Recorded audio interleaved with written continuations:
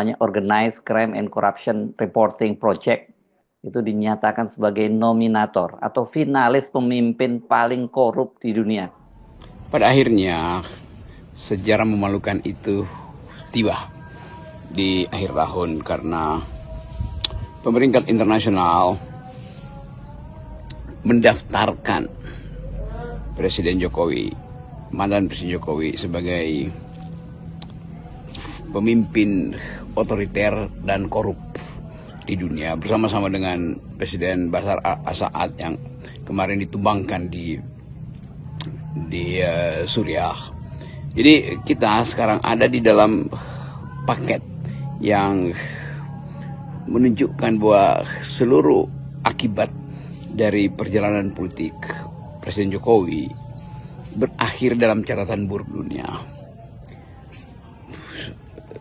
Generasi per generasi akan ingat bahwa inilah satu era ketika seluruh olok-olok, seluruh satire, seluruh kritik dari masyarakat sipil akhirnya memperoleh resonansi di tingkat internasional. Jadi bayangkan misalnya dalam kurikulum, di dalam sejarah percakapan tentang korupsi, nama Indonesia ada di situ, yaitu nama Presiden Jokowi.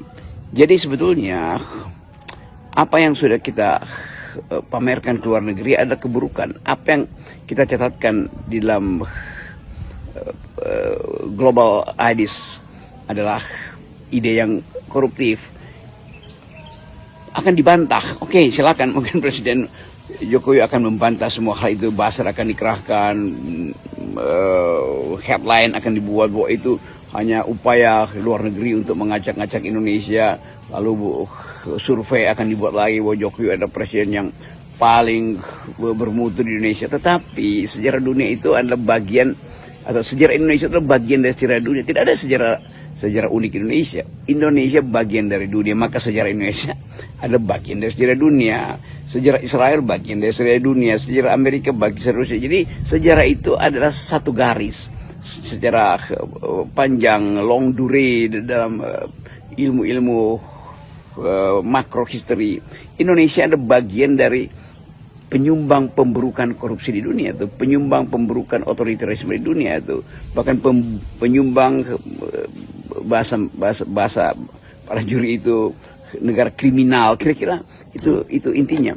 Jadi kita dipermalukan sebetulnya di depan mata internasional, dan sorotan itu akan membekas dalam catatan-catatan politik para peneliti yang akan mengevaluasi apa sebetulnya yang terjadi selama Presiden Jokowi memerintah sehingga dia memperoleh label sebagai satu dari sedikit orang yang berprestasi di bidang kriminal korupsi, satu dari sedikit orang yang berprestasi di bidang perusahaan demokrasi. Jadi kalau kita yang ucapkan itu, ya mungkin kita ditangkap oleh undang-undang ITE, tapi silahkan tangkap mereka yang melakukan peringkat di tingkat internasional global. Ini Pak yang apa, ada soal nominasi. Sudah ada NGO internasional yang menyebut Pak Jokowi salah satu dari tokoh terkorup di dunia gitu. Ada tanggapan? Terkorup apa? Yang dikorup siapa? Ya dibuktikan apa? Katanya dianggap memanipulasi sistem Ya, gitu Pak. ada beberapa kriteria memanipulasi pemilu, eksploitasi Ya sumber apa? daya alam. Ya apa? Sumber daya alam apa lagi? Artinya itu tuduhan saja begitu. Ya sekarang kan banyak sekali fitnah, banyak sekali framing jahat, banyak sekali tuduhan-tuduhan tanpa ada bukti. Itu yang terjadi sekarang kan. Jadi menurut Bapak itu muatan politis? Ya ditanyakan aja. Tanyakan aja, orang bisa memakai kendaraan apapun lah. Bisa pakai NGO, bisa pakai partai, bisa pakai ormas untuk menuduh, untuk membuat framing jahat, membuat tuduhan jahat.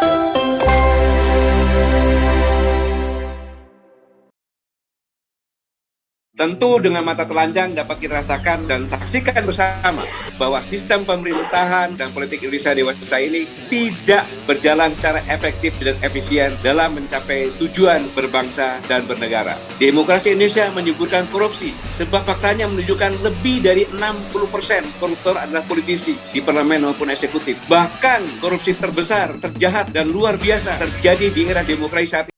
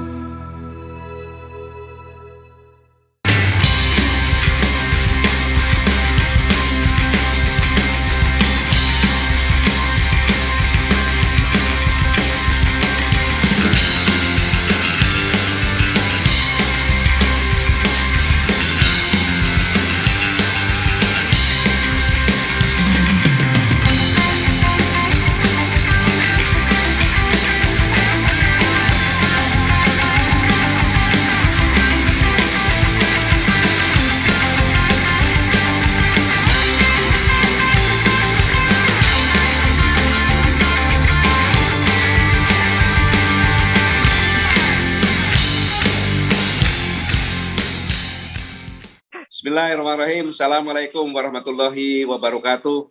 Waalaikumsalam warahmatullahi wabarakatuh. Alhamdulillah, Pak Syukurullah saya bisa berada di webinar yang suatu forum yang luar biasa, forum guru besar. Ini ngeri-ngeri sedap bagi saya. Gitu. Apalagi yang menanggapi Sri Kandi kita, yaitu Prof. Siti Zuhro. Ini adalah guru saya gitu. Jadi kok nanggapi ya saya nggak bisa nanggapi, tapi mendukung dan melengkapi datanya saja gitu. Yang saya hormati Kang Profesor Didik Rahbini, juga penanggap lainnya Dr. Hamdan Julfa, Dr. Doli Kurnia Tanjung, Profesor Susi Dwi Ariyanti, dan moderator satu lagi Dr. Elmi Hajar Abra. Kemudian banyak lagi senior-senior saya di sini yang hadir, yang tidak bisa saya sebutkan satu persatu. Selamat malam. Menanggapi yang saya sampaikan oleh Prof. Siti Zuhro, saya sampaikan tadi bahwa beliau guru saya gitu. Tidak mungkin menanggapi. Begitu ya Prof? Mungkin masih mendengarkan. Terima Tapi, kasih. Apa kabar Prof? Alhamdulillah baik Pak Jenderal. Ya. Apa kabar demokrasi? Gloomy.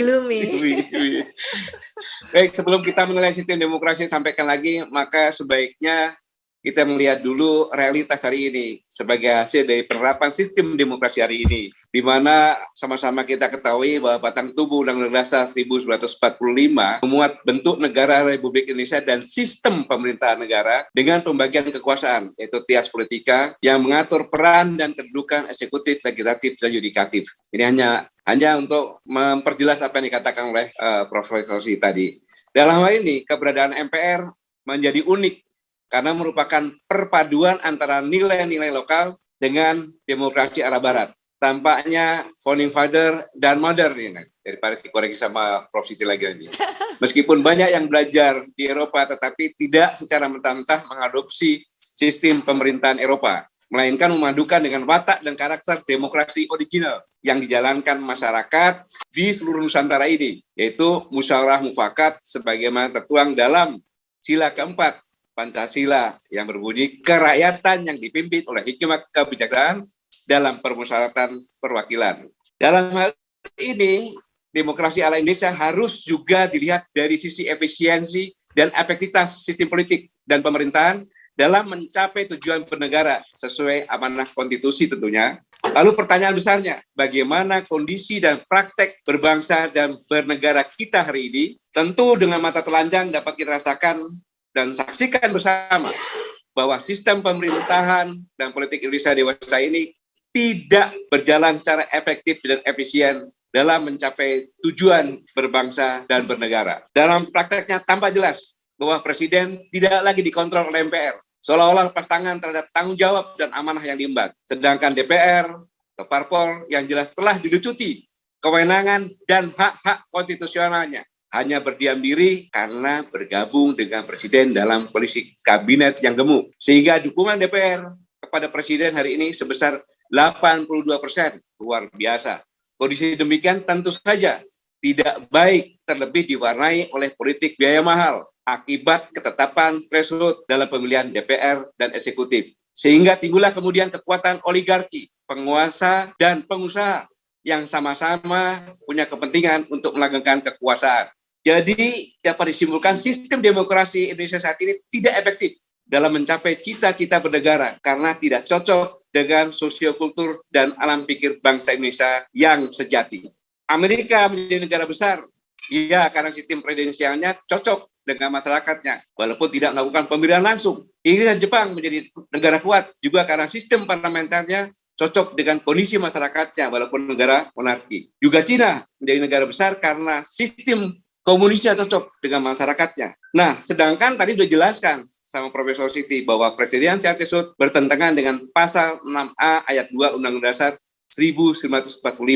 Kalau dalam pasal 6A ayat 2 tersebut tidak ada syarat presiden threshold. Antara lain isinya pasangan calon presiden dan wakil presiden diusulkan oleh partai politik atau gabungan partai politik peserta pemilihan umum sebelum melaksanakan pemilihan umum. Tetapi saya tidak melanjutkan permasalahan undang-undang karena undang-undang ada yang menyampaikan pakarnya tersendiri. Tapi sebenarnya presidensial threshold yang 20% ini menjadi karpet merah. Mudahnya oligarki predator membiayai politik elektoral. Saya ulangi, untuk mendapatkan dukungan partai hingga 20%, pasangan capres-wapres memerlukan biaya yang sangat besar angkanya, sampai dengan triliunan. Berdasarkan data 9 triliun, karena tiap-tiap provinsi memerlukan 300 miliar. Dan kalau kira 34, 9 triliun, maka pasti calon-calon di Indonesia tidak ada yang punya seperti itu, kecuali oligarki. Dengan demikian, maka disinilah peran partai-partai untuk mencari oligarki, karena lebih melewat mereka. Jadi sebenarnya permasalahan ini adalah yang menentukan adalah para partai-partai. Dengan demikian, parahnya jika oligarki ini sangat predatoris, sehingga national interest, kepentingan nasional dan kepentingan rakyat seringkali diabaikan. Akhirnya Indonesia sebagai negara akan semakin terpuruk pada jurang kehancuran. Selanjutnya, yang saya katakan apa kabar demokrasi? Mari kita cek, apakah demokrasi ini di Indonesia benar-benar berfungsi. Kita lihat bahwa apakah Indonesia benar-benar berdemokrasi dengan benar? Ternyata skor indeks demokrasi Indonesia hanya mencapai 6,30%. Masih merah rapotnya. Kemudian apakah demokrasi benar mengangkat harkat martabat hak asasi manusia di Indonesia? Rapotnya masih merah, hanya 2,9%. Kemudian apakah demokrasi mensejahterakan rakyat? Ternyata tingkat pengangguran terbuka 18,03% pada Februari 2021. Kemudian ketimpangan sosial, rasio Gini sebenarnya 0,384 pada 2021. Apakah demokrasi membuat kebebasan sipil? Tidak. Ternyata skor indeks demokrasi Indonesia, saya ulangi, yang tadi 6,30% merah, berdampak juga pada skor kebebasan sipil Indonesia yang saat ini rapornya merah, 5,59%. Kemudian apakah demokrasi membuat kita bebas berinternet di Indonesia?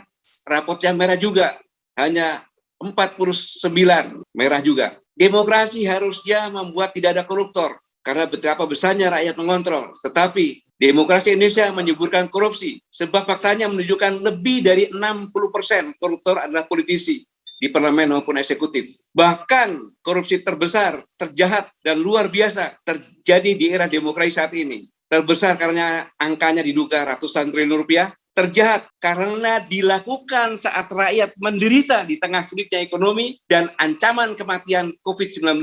Justru menteri yang seharusnya melindungi korupsi bantuan sosial.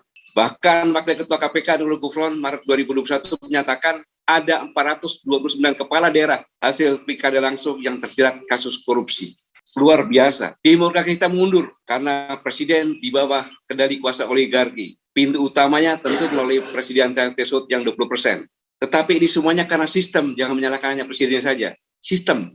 Contoh yang dikatakan tadi, sekarang ini bahwa partai yang bisa mengusung presiden hanya satu, PDI Perjuangan, dengan program kursi 128, pada syaratnya hanya 115 kursi. Kemudian hanya 3 partai yang bisa bergabung untuk mencalonkan, yaitu Golkar, Gerindra, Nasdem, Karena 82%. Kalau akal-akalan saya 82%, maka yang bisa dicalonkan hanya 2. Kalau 1 kan tidak bagus. 2, karena untuk PKS dan Demokrat yang 54 kursi dan 50, nggak cukup. Jadi ya baku atur saja.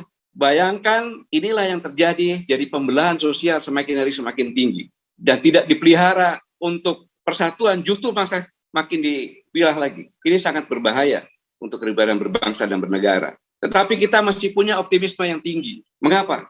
Seandainya saja pemilihan pemerintah daerah dilakukan dengan baik tanpa ambang batas yang tinggi, bukan hanya popularitas saja yang menjadi tolok ukur, tetapi kualitas. Seandainya ada saja 350 bupati wali kota yang hebat-hebat, maka pasti bangsa ini akan hebat juga. Tetapi kalau begini-begini saja, ini sangat berbahaya. Pertanyaannya, apakah kita akan terus mempertahankan model demokrasi yang buruk ini? Lalu demokrasi apa yang sesungguhnya kita butuhkan untuk buat Indonesia maju dan demokratis? Seperti Prof. Siti bilang, mari kita merenung tentang demokrasi kita sebagaimana yang dirumuskan oleh para pendiri bangsa ini. Tetapi saya mengingatkan dari semua konsep-konsep sistem demokrasi, yang paling penting adalah moral dan semangat. Seorang pemimpin di daerah maupun di pusat harus selalu berpikir untuk rakyat, dan untuk rakyat. Karena dalam hal kekhawatiran terhadap penyimpangan Undang-Undang Dasar 1945, Mr. Supomo pada detik-detik akhir penetapan Undang-Undang Dasar 1945 menyatakan sangat penting dalam pemerintahan dan dalam hidup negara ialah semangat para penyelenggara negara, semangat para pemimpin pemerintahan. Meskipun kita membuat undang-undang yang menurut kata-katanya bersifat kekeluargaan, apabila semangat para penyelenggara negara, pemimpin pemerintahan itu bersifat perseorangan, maka undang-undang dasar tadi tentu tidak ada artinya dalam praktek. Itu yang kita lakukan dan kita rasakan sekarang ini. Solusi terbaik adalah kembali ke demokrasi khas Indonesia. Kita punya demokrasi khas Indonesia kok. Boleh saja. Demokrasi yang memadukan antara demokrasi barat dan demokrasi budaya politik khas Indonesia, yaitu musyawarah mufakat, seperti pada sila keempat Pancasila. Memadukan antara pemilu dan musyawarah dalam pemilihan pemimpin, election dan selection. Perlu kita renungkan bersama tentang solusi ini. Pertanyaan berikutnya, apakah kita hendak melanjutkan trial and error ini dalam pengelolaan negara ini? Seperti yang Prof sampaikan tadi, pada hematnya hal demikian merupakan tindakan gegabah, mendapat Prof, karena demi manuver para elit politik dan politisi akan dapat mengorbankan nasib bangsa dan negara Indonesia di masa yang akan datang. Ibarat kanker, stadium 1 dibiarkan, 2 dibiarkan, 3. Oleh karena itu saya menyambut baik dan mendukung upaya serius untuk membuka ruang-ruang dialog seperti ini, dan semoga bisa mencari jalan terbaik untuk menyelamatkan negara dan bangsa. Pada kesempatan ini saya ingin mengingatkan, ada 3 negara yang sangat luar biasa saat didirikan berpegang teguh dan dilandasi oleh suatu tujuan yang sangat besar dan mulia.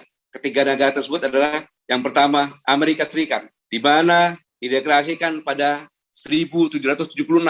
Beserta dinamika undang-undangnya tentunya yang mencari yang tepat, berhaluan liberalisme dan kapitalis, telah menjadi negara adidaya di dunia.